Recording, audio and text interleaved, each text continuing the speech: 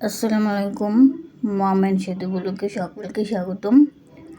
আশা করি আল্লাহর রহমতে সকলেই ভালো আছেন, আমরাও ভালো আছি। আজকের ভিডিওটি আমি এখান থেকেই শুরু করছি।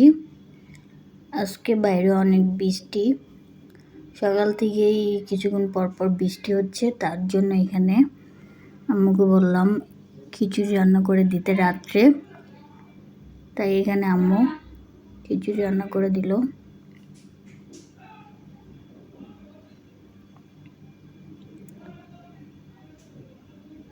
এই খিচুড়িটা মাংস দিয়ে রান্না করা হচ্ছে। এখানে মুরগির মাংস রয়েছে, আর এখানে একটা ডিম সেদ্ধ নিয়েছি। আজকে খিচুড়িটা খুবই ভালো হয়েছে।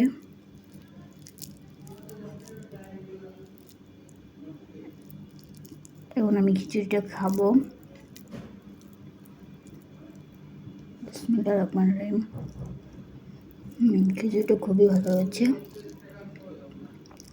বৃষ্টির দিনে একদম খিচুড়ি খেতে খুবই ভালো লাগে।